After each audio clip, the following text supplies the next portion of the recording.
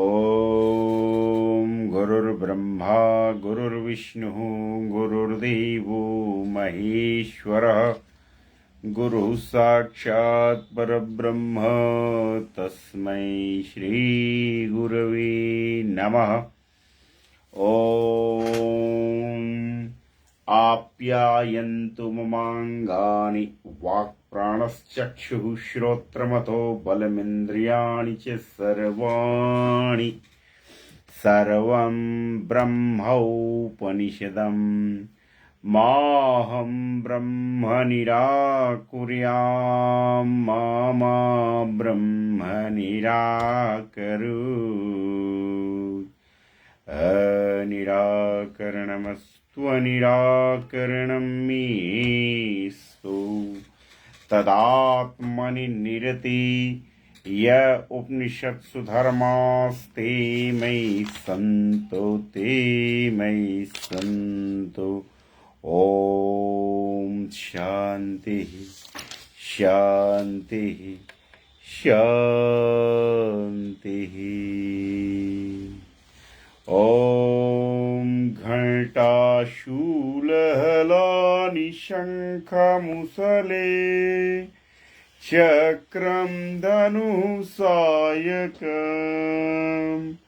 हस्ताब्जैर्दधतीं घनान्तविलसत् शीतांशुतुल्यप्रभाम् गौरीदेहसमुद्भवां त्रिजगता माधारभूतां महा पूर्वामत्र सरस्वतीमनुभजे शुम्भादिदैत्यार्दिनी। वाग्देवी सरस्वती का आह्वान करते हुए और आप सभी साधकों का नंदन वंदन और अभिनंदन करते हुए आज की इस साधना को प्रारंभ करते हैं। नीरजानंद जी, आप बताएं कल कहाँ तक थे हम, क्योंकि हम पुस्तक में निशान लगाना भूल गए थे। कहाँ तक थे हम?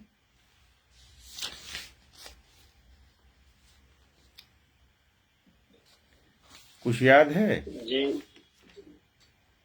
हाँ, वो वहां से तो लेके गए थे ना आचार्य जी उनको।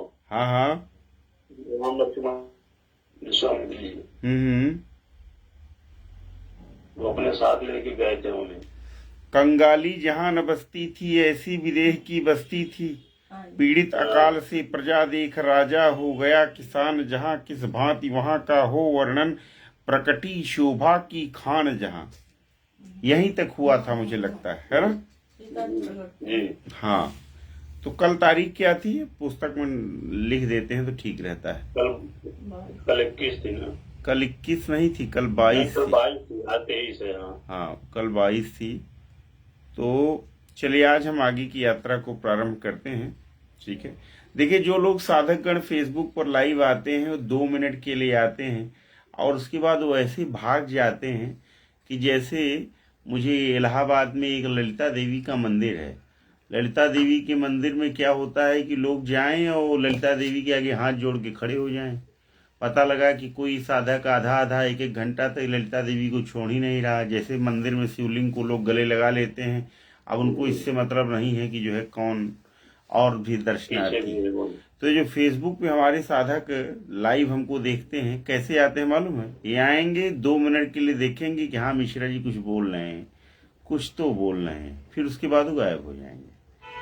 तो ललिता देवी के मंदिर से साधकों को हटाने के लिए क्या किया गया कि जहां उनका गर्भगृह था वहां बिछा दी गई बर्फ की सिल्ली। तो अब जब कोई जो जाए तो बर्फ पर खड़ा हो जाए, अब बर्फ पे खड़ा होते ही पैर गलने लगे, भाग खड़ा हो।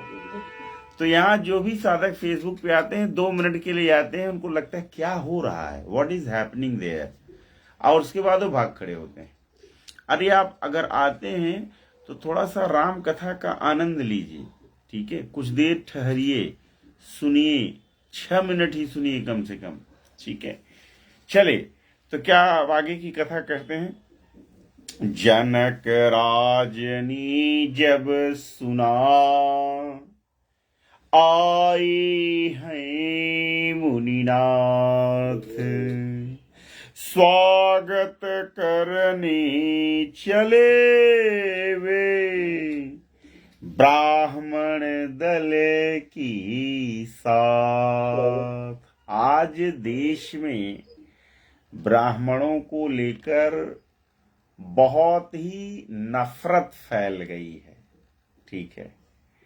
और यहां देखिए राजा जनक क्या कर रहे हैं कि जनक राजनी जब सुना, ज्यों ही राजा जनक को यह पता चला कि विश्वामित्र जी आए हुए हैं, आए हैं मुनिनाथ, स्वागत करने चले वे ब्राह्मण दल के साथ। तो राजा जनक जी ब्राह्मण दल के साथ विश्वामित्र जी का स्वागत करने स्वयं चल पड़े। आइए देखते हैं राधे श्याम जी आगे क्या लिखते हैं। अब राधे श्याम जी राजा जनक की विशेषता बतलाते हैं, राजा जनक का परिचय कराते हुए कहते हैं कि भारत भर के राजाओं में राजा योगाभ्यासी थे, यह राजा योगाभ्यासी थे, कहलाते थे यूं तो गृहस्थ पर वास्तव में सन्यासी थे। आजकल फेसबुक पर एक आशुतोष जी महाराज घूम रहे हैं, शंकराचार्य जी के ऊपर जो है नकली आरोप लगा करके। तो आशुतोष जी महाराज सन्यासी हैं कि क्या हैं? कहते हैं कि सन्यासी हैं, कहते हैं कि महाराज हैं। कहीं उनकी फोटो गृहस्थ के रूप में दिखाई दे रही है, कहीं कहीं रूप में दिखाई दे रही है। लेकिन यहाँ राजा जनक का स्वरूप जो है कैसा है तो गृहस्थ, लेकिन आचरण है सन्यासी की तरह। आशुतोष जी महाराज बनेंगे बाबा, आचरण है गृहस्थ की तरह। जहां कहीं भी सुन रहे हो आशुतोष जी महाराज, मैं आप ही के लिए बोल रहा हूं, ठीक है, कि आप बाबा होकर के भी ऐसे आचरण करते हैं और हमारे शंकराचार्य जी पर झूठा आरोप लगाते हैं, ये अच्छी बात नहीं है। ये दुनिया सब कुछ जानती है।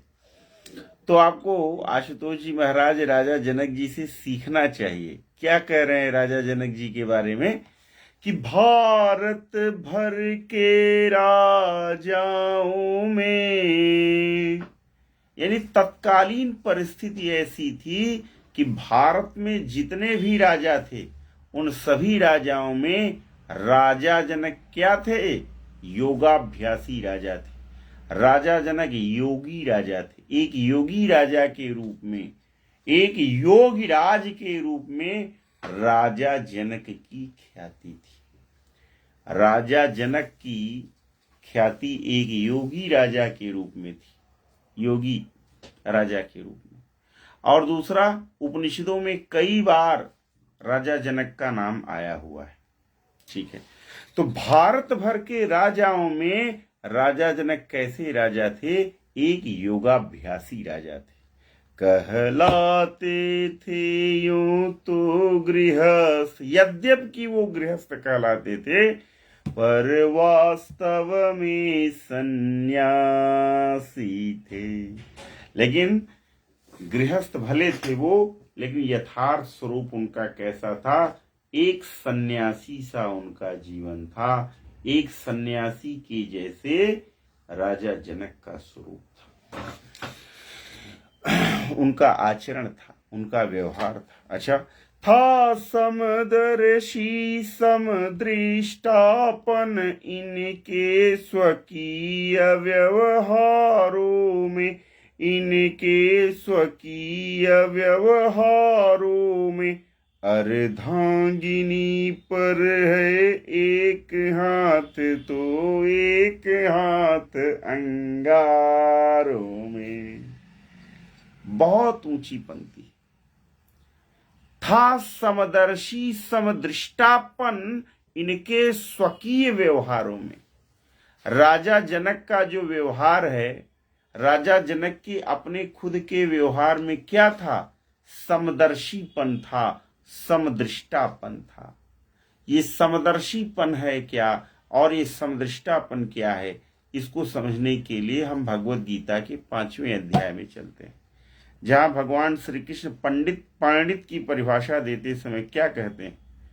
कहते हैं कि विद्या विनय संपन्ने ब्राह्मणे गविहस्तिनी शुनि चैव स्वपाकी च पंडिता समदर्शिनः।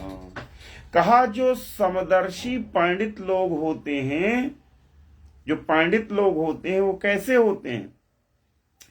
कहा जो पंडित लोग होते हैं वो विद्या विनय से संपन्न ब्राह्मण में। कैसा ब्राह्मण? ब्राह्मण तो बहुत प्रकार से ब्राह्मण हो सकते हैं, लेकिन एक ऐसा ब्राह्मण जो विद्या से संपन्न है, और विद्या से ही नहीं संपन्न है, विद्या के साथ साथ विनय से भी संपन्न है। किससे संपन्न है? विद्या के साथ साथ विनय से भी संपन्न है। तो विद्या विनय संपन्ने ब्राह्मणे, विद्या विनय से संपन्न ब्राह्मण में गवि, गवि माने गाय में, विद्या विनय संपन्ने ब्राह्मणी गवि हस्तिनी, हस्तिनी माने हाथी में, शुनि चैव स्वपाकी च, शुनि माने कुत्ते में, और स्वपाक कहते हैं चांडाल को। कुत्ते और चांडाल में जो समदर्शी होता है उसी को पंडित कहते हैं। समझे? ये पंडित बनना, अरे वही जिसको मैं पंडित कह रहा हूं उसको आप लोग पंडित पंडित कहते हैं। समझिए? तो ये पंडित बनना आसान बात नहीं है। पंडित बनने का लक्षण ही गीता में श्री कृष्ण ने इतना कठिन दे दिया है कि हर व्यक्ति पंडित बन ही नहीं सकता। पंडित बनने के लिए यानी पंडित बनने के लिए आपको समदर्शी बनना पड़ेगा। कैसा बनना पड़ेगा? समदर्शी बनना पड़ेगा। और मानस में गोस्वामी तुलसीदास जी क्या कहते हैं? समदर्शी छा कछु नाही। जो समदर्शी व्यक्ति होता है उसको किसी भी प्रकार की इच्छा नहीं होती। और यहां हम लोग क्या करते हैं? इच्छाओं का पुलिंदा मन में पाल के बैठे हुए हैं। गीता में जब अर्जुन ने भगवान श्री कृष्ण से पूछा कि इस आत्मा के नाश के द्वार कौन कौन से, तो श्री कृष्ण ने अर्जुन को क्या जवाब दिया? कहा त्रिविधम नरकस्येदम द्वारम नाशनमात्मनः कामः क्रोधस्तथा लोभस तस्मादेतत्त्रयम् त्यजेत्। कहा अर्जुन, इस आत्मा के नाश के 3 ही द्वार हैं। त्रिविधम नरकस्येदम द्वारम नाशनमात्मनः। इस आत्मा के द्वार के 3 ही, इस आत्मा के नाश के 3 ही द्वार हैं। कहा कौन कौन से? कहा काम, क्रोध और लोभ। लोभ के वशीभूत होकर के ही हम लोग विभिन्न प्रकार की कामनाएं करते हैं, और जब वे कामनाएं साकार रूप नहीं हो पाती हैं या वो कामनाओं की पूर्ति नहीं हो पाती है तो हमको क्या होता है? हमको क्रोध होता है। तो आत्मा के नाश के 3 द्वार गीता में बताए गए, काम, क्रोध और लोभ। हमने आपको बता दिया कि समदर्शी छा कछु नाही, हर्ष शोक नहीं कछु मन माही। उसके मन में हर्ष भी नहीं होता, उसके मन में शोक भी नहीं होता है। समझिए आप। तो अब जनक जी कैसे हैं, जनक जी का स्वरूप कैसा है? कहा जनक जी समदर्शी हैं और इनके खुद के आचरण में समदृष्टापन है। और जनक जी का एक हाथ अपनी पत्नी के ऊपर है तो दूसरा हाथ कहां पर है? अंगारों में। कहां है? अंगारों में। क्योंकि जो सुख की परिभाषा गीता में भगवान श्री कृष्ण ने दी, वो क्या कहा यत् तदग्रे विष्मिव परिणामी मृतोपमं तत्सुखम सात्विकम गीयम आत्मबुद्धि प्रसादजम। कहा सुख की परिभाषा दे रहे हैं गीता में भगवान श्री कृष्ण। क्या कहा यत् तदग्रे विष्मिव, जो प्रारंभ में विष के समान कड़वा होता है। किसके समान कड़वा होता है? विष के समान कड़वा होता है। लेकिन जो बाद में अमृत के समान मीठा होता है, वही जो सुख है वही सात्विक सुख है। जैसे ध्यान, उपासना, योग, ये सब क्या है? प्रारंभ में विष के समान कड़वा होता है। रात के 11:30 बज रहे हैं, सुबह 5 बजे के आप उठे हुए, फिर भी आप राम कथा सुन रहे हैं, तो क्या है ये? त्याग है, तपस्या है। ये विष के समान कड़वा है, ये कड़वी साधना है। लेकिन जिस दिन भाई दुनिया छोड़ के तो जाएंगे, 40 साल 50 साल बाद जब दुनिया छोड़ के जा रहे होंगे और ऊपर विष्णु भगवान के पार्षदों के साथ पुष्पक विमान में बैठे होंगे नीरजानंद जी, तो आप हमको याद कर रहे होंगे, कहेंगे कि गुरु जी जो है आज आप ही की वजह से हम पुष्पक विमान में जा रहे हैं। बिल्कुल जी, बिल्कुल गुरु जी। समझ रहे हैं? 16 आना सच है। सोचे आप, ये सोचेंगे कि कहाँ धरती लोक पर जो है पजेरो वजेरो भी नसीब नहीं थी।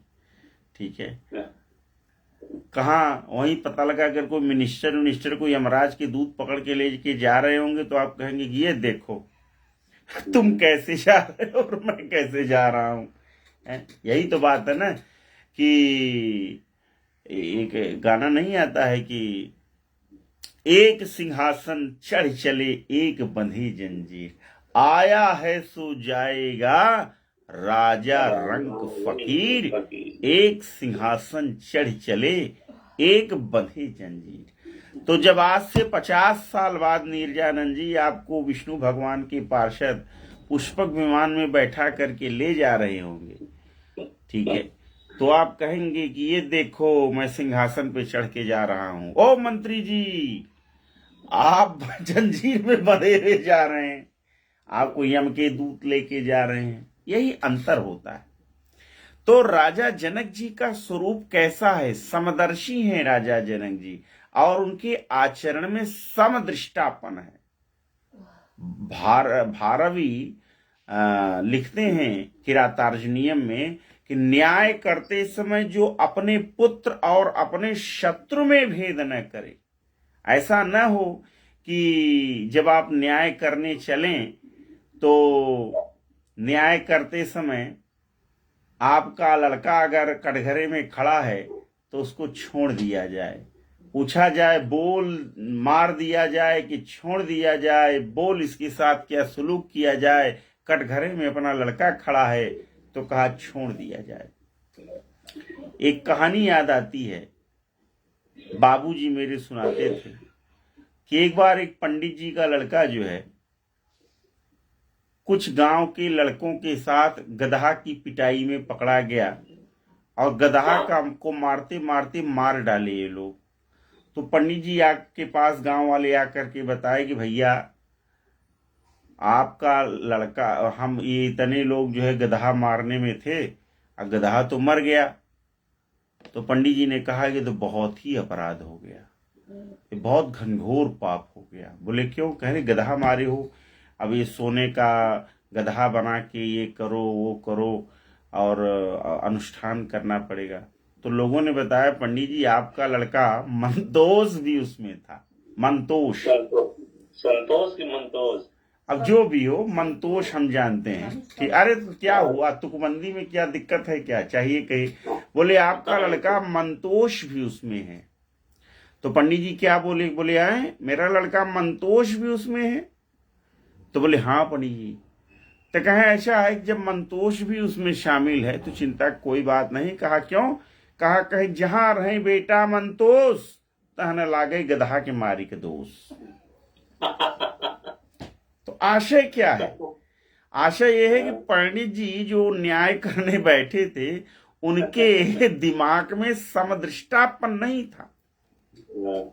अगर उनके दिमाग में, उनके व्यवहार में समदृष्टापन होता, समदर्शित्व होता, तो ऐसा निर्णय देते कि जहां मेरा बेटा मंतोष शामिल है जिस मर्डर में गधे के, वहां गधे के मारने का कोई दोष नहीं।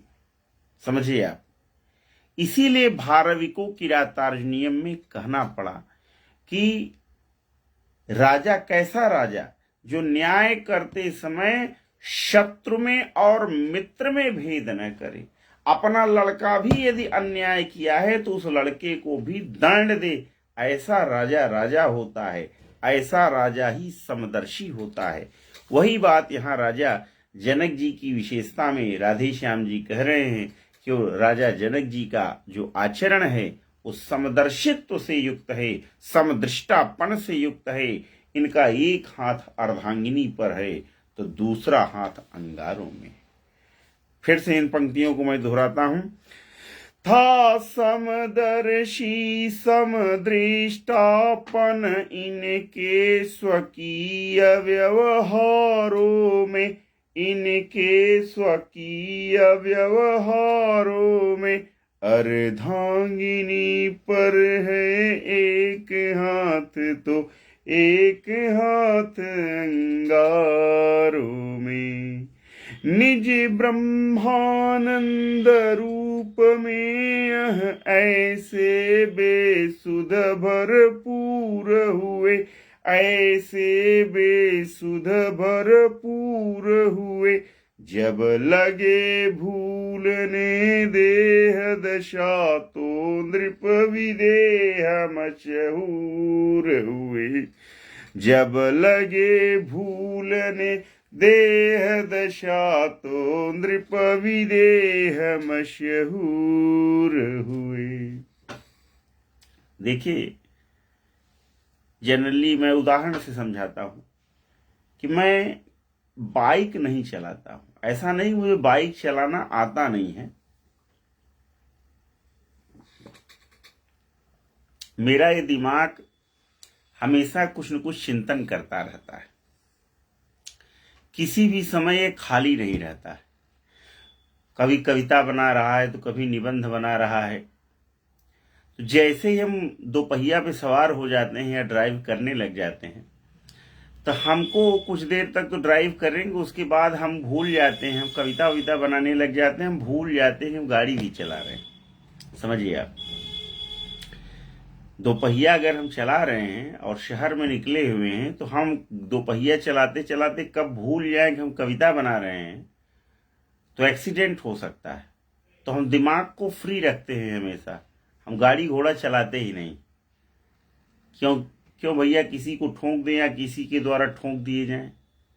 इससे अच्छा है कि जो है फ्री स्टाइल में गाड़ी में पीछे बैठते हैं, जिसको गाड़ी चलाना हो चलाए, हम अपने दिमाग से जो हमको काम करना है वो काम करते हैं। तो देह में रहते हुए भी क्या हो जाता है कि देह क्या कर रहा है इसका भान नहीं रह जाता। गाड़ी चलाते समय भी हम गाड़ी चला रहे हैं ये भान नहीं रह जाता है। वही हाल राजा जनक का है कि निज ब्रह्मानंद रूप में यह ऐसे बेसुध भरपूर हुए।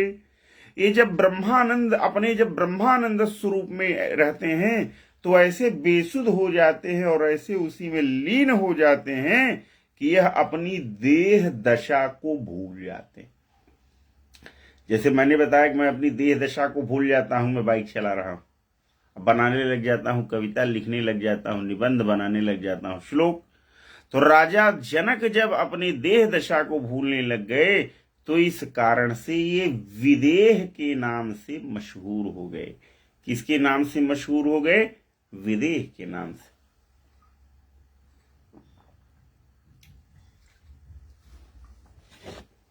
आगे की पंक्तियां देखते हैं हम लोग।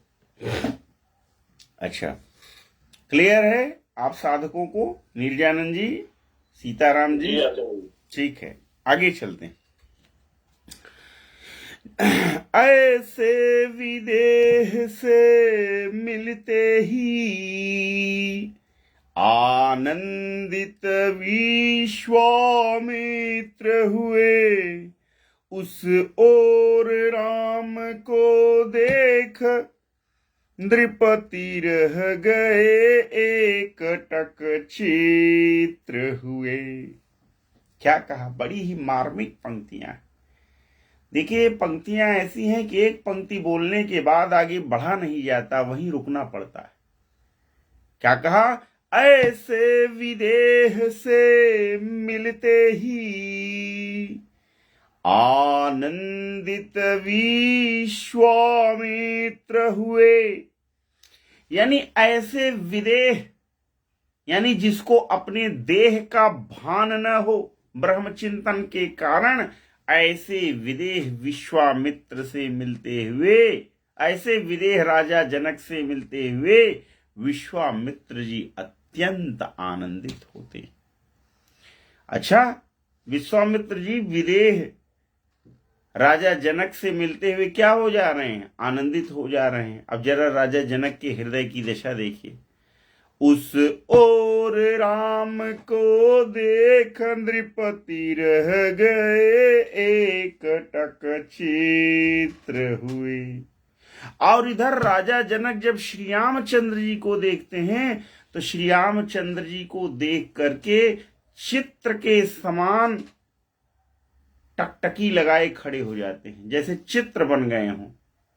ठीक है, वही कालिदास जो लिखते हैं कि शैलाधिराज तनया न ययौ न तस्थौ, यानी जब तपस्या करके पार्वती जी उठी और भगवान शिव को साक्षात देखा तो शैलाधिराज तनया न ययौ न तस्थौ, न वो चल पाई न वो रुक पाई।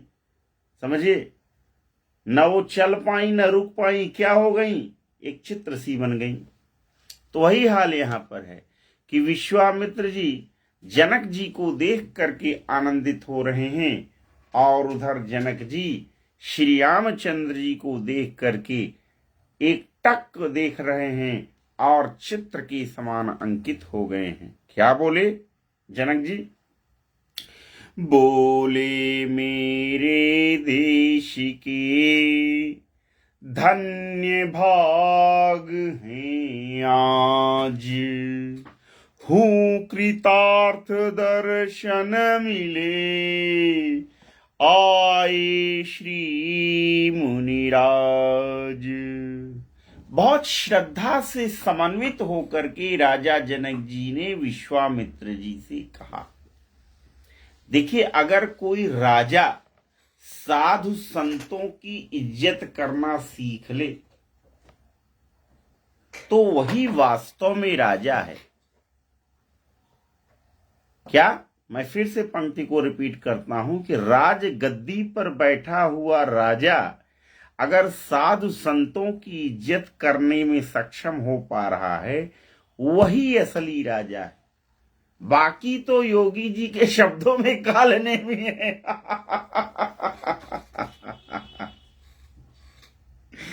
समझ रहे हैं आप? तो क्या कहते हैं राजा जनक?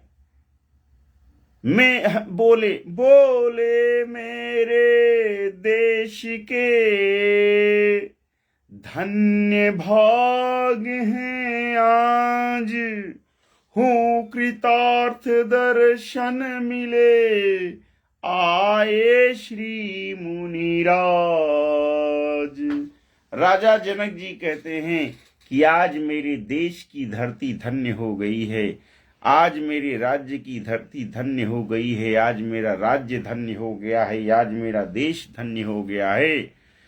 मैं बहुत ही कृतार्थ हूं क्योंकि आज मुनिराज विश्वामित्र स्वयं मुझे अपने दर्शन देने को आए हैं आप कृपा निधि विद्या निधि धर्मज्ञ धर्म संचालक हैं धर्मज्ञ धर्म संचालक हैं यह श्याम गौर दोनों कुमार किस भाग्यवान के बालक हैं यह श्याम गौर दोनों कुमार किस भाग्यवान के बालक हैं।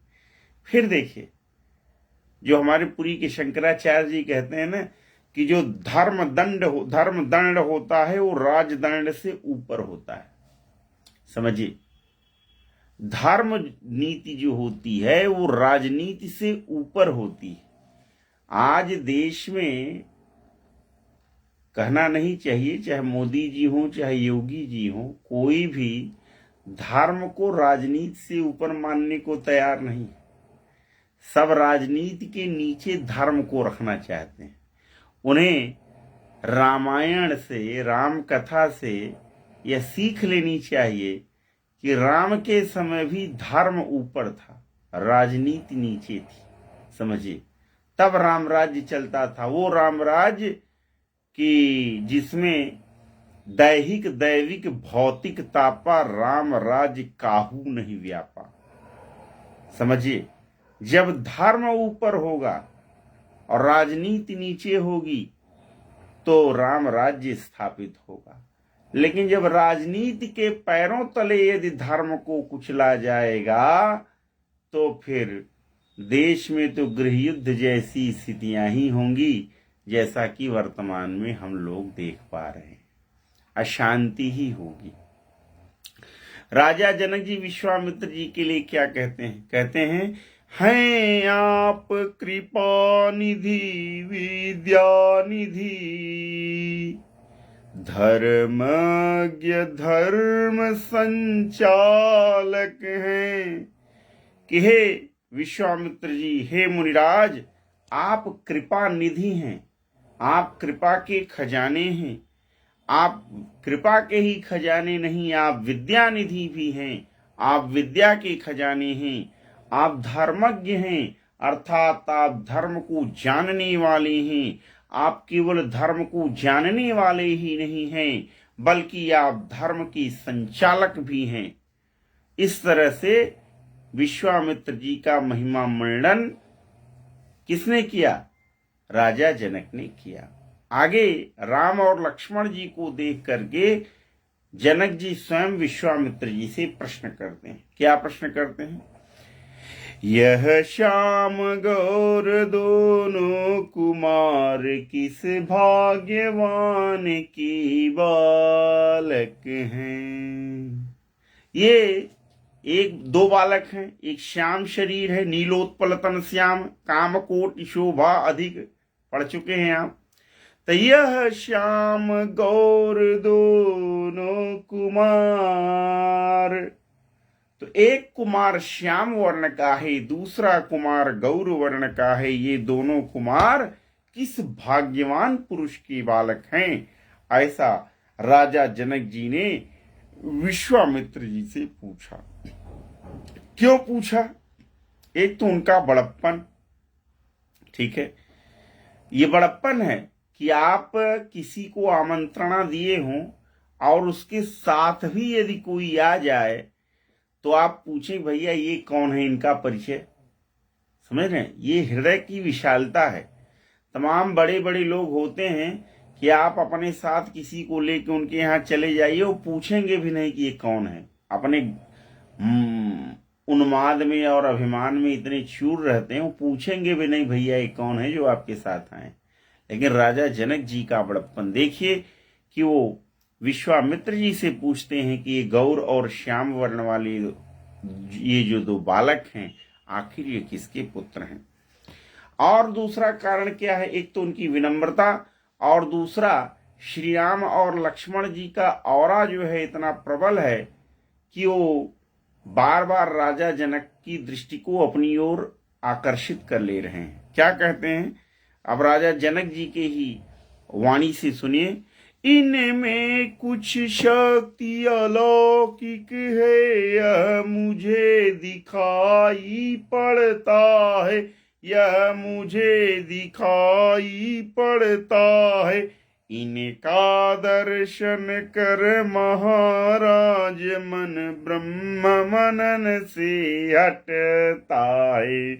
इनका दर्शन कर महाराज, मन ब्रह्म मनन से हटता है।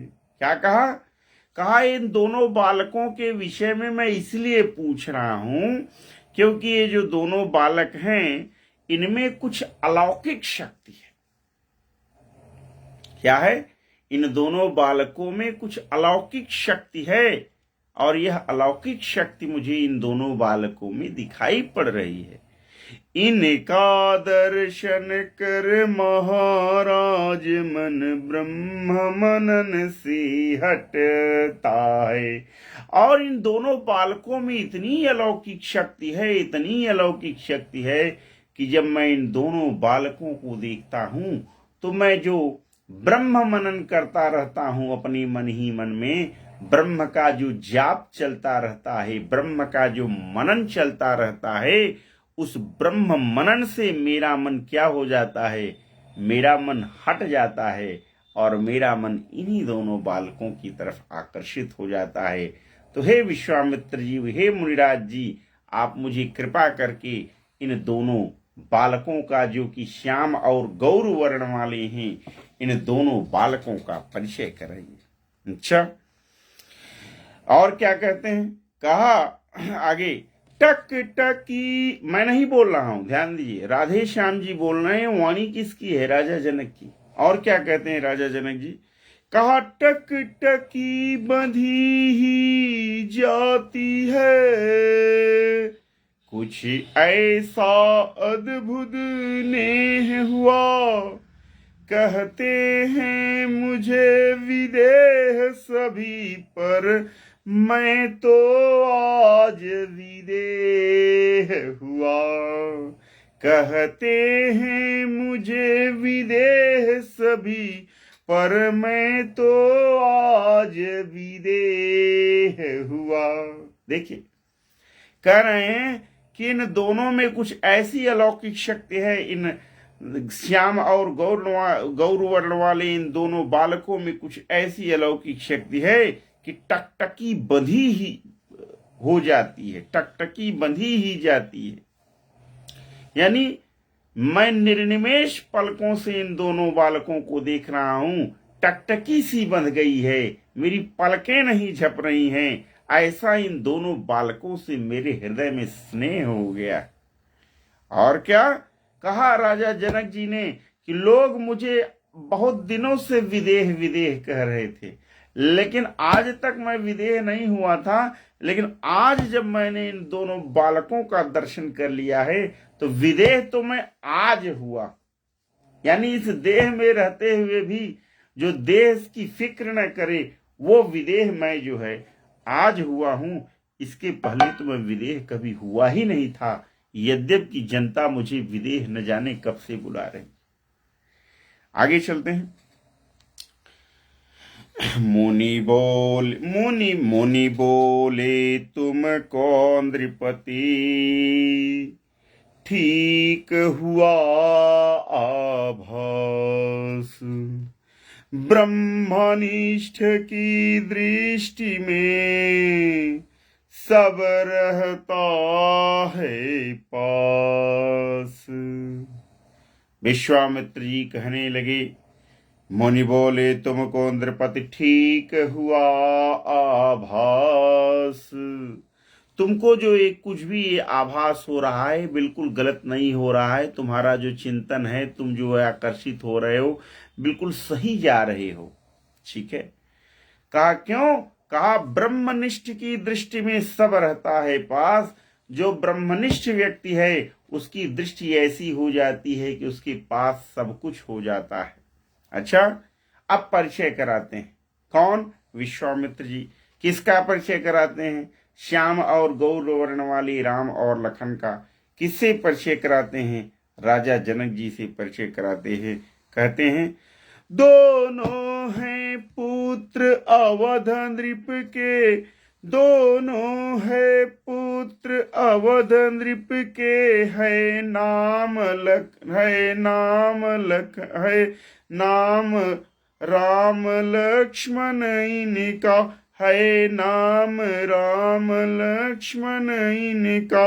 यह बलि गुणी उत्साही हैं, किस विधि से हो वर्णन इनका। यह बलि गुणी उत्साही हैं, किस विधि से हो वर्णन इनका। कहते हैं विश्वामित्र जी कि जिन दो बालकों को देख करके आप निर्निमेष पलकों से टकटकी लगाए हुए हैं, आप आज स्वयं को विदेह महसूस कर रहे हैं और स्वयं को विदेह कह भी रहे हैं। ये दोनों अवध के राजा दशरथ के पुत्र हैं।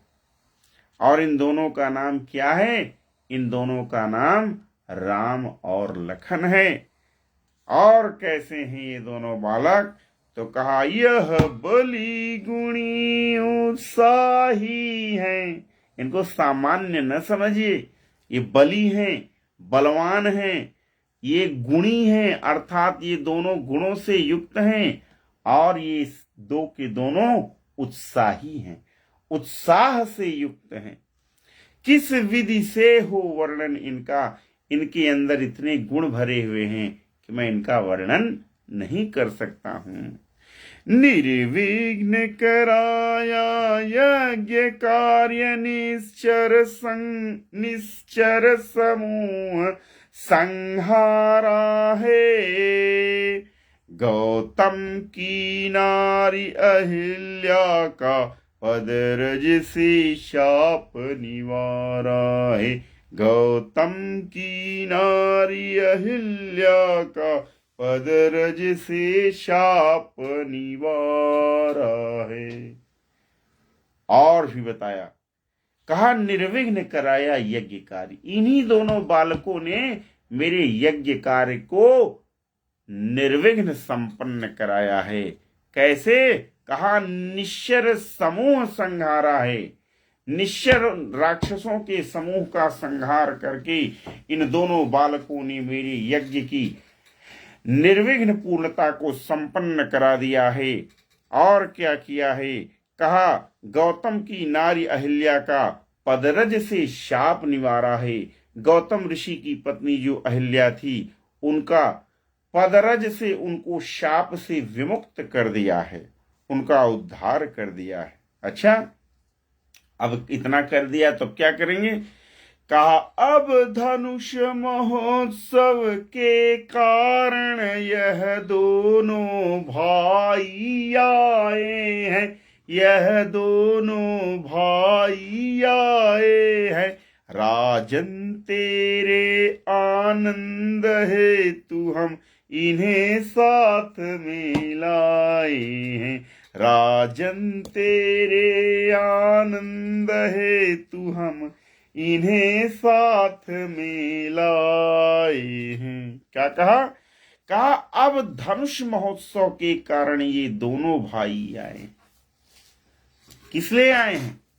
क्योंकि इसी बीच में आपने धनुष महोत्सव का निमंत्रण भेज दिया, तो मैं यहां आ रहा था, तो ये दोनों भाई भी धनुष महोत्सव के कारण यहां आ गए हैं। लेकिन हे राजन, मैं जो इन दोनों को यहां लेकर के आया हूं, मेरा पर्पज यही है कि तुमको आनंद की प्राप्ति हो। इसीलिए मैं राम और लखन को अपने साथ तुम्हारे पास ले आया हूं। ऐसा महर्षि विश्वामित्र जी जनक जी से कहते हैं।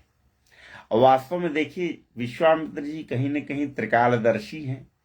त्रिकालदर्शी हैं तभी तो जब सीता का विवाह होगा, तभी तो राजा जनक को आनंद होगा। जब सीता का विवाह ही नहीं होता तो कैसे राजा जनक आनंदित होते? और सीता का विवाह कब न होता? अगर राम जी वहां गए ही न होते तो कैसे जो है सीता जी का विवाह होता राम जी से? अब जब विवाह हो जाएगा तो जनक जी को अति आनंद होगा। अच्छा आगे चलते हैं। बस कथा शीघ्र ही समाप्त होने वाली है, चिंता न करें। दुनिया दर्शन का मेला है, जितना अच्छा हो अच्छा है, जितना अच्छा हो अच्छा है, आगे तो वही होता है जो कुछ विधना ने लिखा है, आगे तो वही होता है जो कुछ विधिना ने लिखा है। कितनी ऊंची बात है कि दुनिया दर्शन का मेला है। किसका मेला है?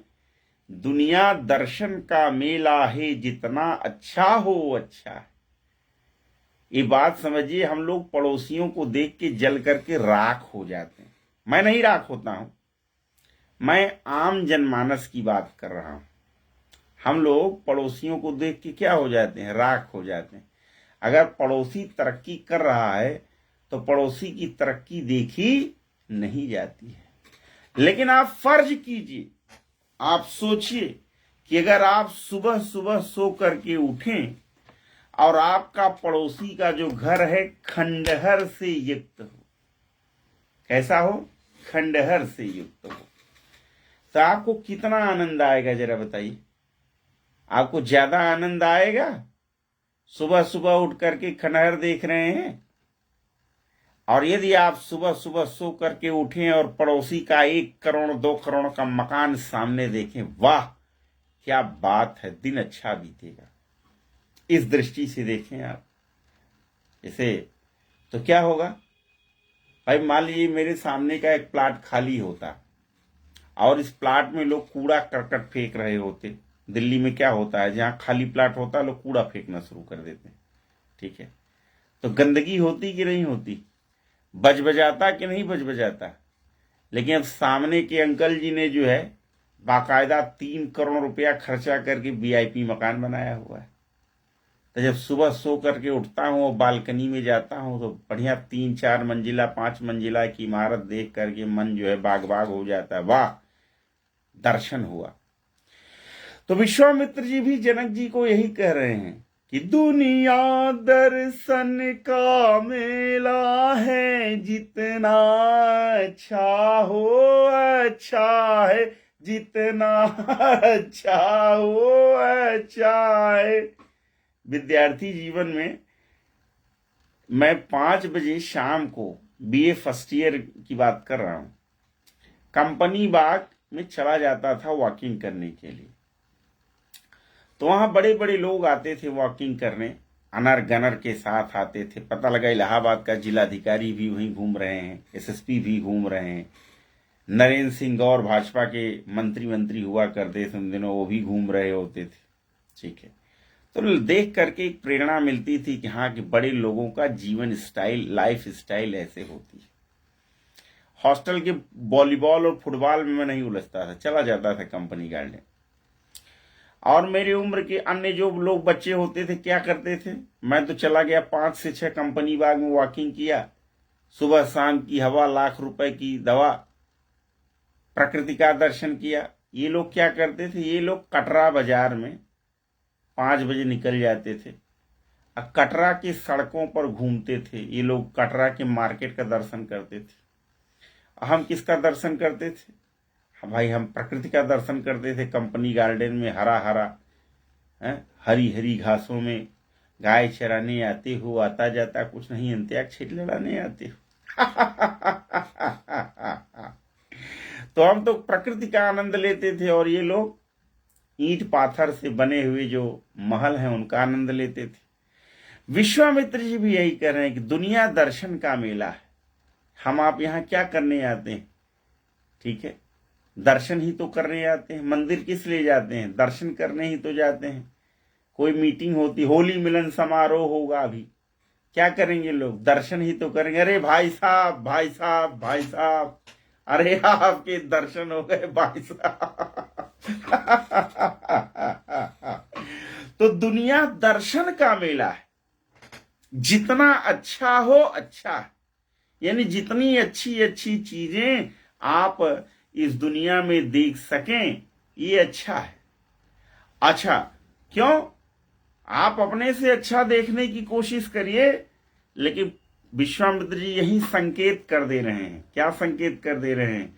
आगे तो वही होता है जो कुछ विधि ने लिखा है।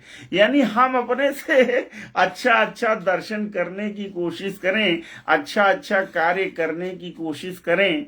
भाई अगर आप अच्छा कपड़ा पहन रहे हैं तो आप सोचिए ना, सामने वाले की आंखों को सुख दे रहे हैं आप, सामने वाले की आंखों को आनंदित दे कर रहे हैं आप। लेकिन यदि आप अच्छा कपड़ा नहीं पहने हुए हैं तो सामने वाले की आंखों को आनंद नहीं पहुंच रहा है। ये बात अलग है कि सामने वाला हो सकता है कि आपके अच्छे कपड़े देख करके उसका आंख आनंदित होगा कि नहीं आनंदित होगा, हृदय उसका जल जाए, ये हो सकता है। क्योंकि भाई स्वरूप है, सबको सब चीज से आनंद थोड़े हो सकता है। अंग्रेजी में एक कहावत है, one man's food is poison for others. एक व्यक्ति का भोजन दूसरे के लिए जहर हो सकता है। Test differ from man to man, यानी जो टेस्ट होता है ना वो भिन्न होता है। आदमी आदमी में स्वाद की भिन्नता पाई जाती है। एक व्यक्ति का भोजन दूसरे के लिए जहर हो सकता है। मोर क्या खाता है? सांप खाता है। सर्प जो है मोर का आहार है, लेकिन आपको अभी सर्प दे दें भोजन में, नाश्ते में, आपके लिए जहर हो जाएगा, मर जाएंगे आप, हम मर जाएंगे। ठीक है, तो विश्वामित्र जी यही संकेत कर रहे हैं कि हम लोग जितना अपने से अच्छा बनाने की कोशिश करना चाहें करें, जितना अच्छा अच्छा दर्शन करना चाहें करें, क्योंकि दुनिया तो दर्शन का मेला है। क्यों अच्छे से अपने से कोशिश करें, क्योंकि हम जो हमारे हाथ में वही करेंगे, लेकिन आगे जो होना है वही होना है जो विधिना ने लिख रखा है। इसीलिए अंग्रेजी में एक कहावत है, what is allotted can not be plotted. जो लिख दिया गया है ना उसको कोई मिटा सकता नहीं। ठीक है, मिटा एक ही व्यक्ति सकता है, वही त्रिपुरारी। भावी ही मेट सकहि त्रिपुरारी, मंत्र महामणि विषय ब्याल के, मेटत कठिन कुवंक भाल के। यानी जो महामंत्र है वो मस्तक में लिखे हुए कुवंक को भी मिटा सकता है। यानी त्रिपुरारी में ही वह ताकत है कि ब्रह्मा के लिखे हुए को मिटा सकते हैं, बाकी अन्य व्यक्ति उसको मिटा नहीं सकता है। एक बात मैं यहां और कोट करना चाहता हूं कि लोग प्रयागराज में जाते हैं, बड़े बड़े तंबू लगा करके तंबू के अंदर पापाचार, अनाचार, भ्रष्टाचार, दुराचार फैला रहे हैं और उन्हें लगता है ये तो हमारी पिकनिक की जगह है। लेकिन शायद उन्हें यह मालूम नहीं है कि अन्य क्षेत्रे कृतं पापम पुण्य क्षेत्रे विनश्यति। पुण्य क्षेत्रे कृतं पापम ब्रह्मलेखा भविष्यति। क्या मतलब है इसका? इसका मतलब है कि अन्य क्षेत्रों में किया गया पाप पुण्य क्षेत्र में नष्ट हो जाता है। अर्थात मेरठ में अगर आपने कोई पाप किया था तो प्रयागराज के संगम में 1 महीना रहने से हो सकता है कि मेरठ में किया गया वह पाप नष्ट हो जाए। लेकिन पुण्य क्षेत्रे कृतम पापम, लेकिन प्रयागराज के गंगा क्षेत्र में रहते हुए अगर आप कोई पाप करते हैं, जैसे भी चोटी खींचने वाली घटना हुई थी, तो मिट नहीं सकता है, वो ब्रह्मा की लेखनी ही हो जाता है।